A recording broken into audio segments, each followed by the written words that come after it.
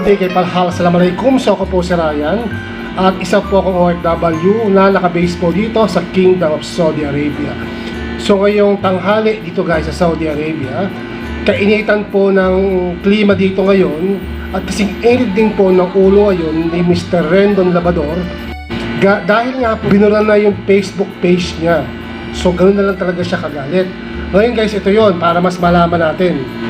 Just in, permanent staycation is awarded to Rendon Labrador. Nanalo ang boses ng bayan, itigil ang kahayupan social media. Maraming salamat Facebook. Super good job niyo po. Super good job po sa inyong kumpanya. Sir Mark, ito, hindi ko mabanggit guys yung apelyido, Zuckerberg.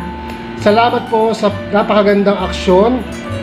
Magkakasundo po tayong lahat sa pagprotekta sa kabataan laban sa mga katangahan. Facebook page ni Rendon Labrador, borado na. So ayun nga guys, so borado na po yung Facebook itong si Mr. Rendon Labrador. So alam naman nating lahat guys, diba? Gaya nga ng palagi kong sinasabi, hindi naman lahat ng tao nakaka-relate sa ugali niya, o hindi naman lahat is kayang tanggapin yung masyadong brutal na prangka niya guys, diba? Minsan talaga guys, may mga taong sensitive na pag sinabihan mo ng gagaya ng pagkasalita niya na masyadong brutal is nasasaktan. Ngayon dito guys, nagkaisa yung buong sambayanan at buong Facebook fan na burahin na itong Facebook page ni Boss Rendon Labrador. So ayun, yun na nga ba ang sinasabi ko guys eh. Darating ang time na pati yung Facebook page ni Boss Rendon Labrador is talagang mabubura. Gawa nga po yan guys na talagang walang preno niyang pagsasalita sa madlang people. Ngayon guys, ito, meron tayong video na guys na talagang hindi niya matanggap na talagang wala na siya sa Facebook. Panoorin po natin guys ito nang sabay-sabay. Iniidolo nyo ay tatanga-tanga sa totoong buhay. Yun po ang katotohanan.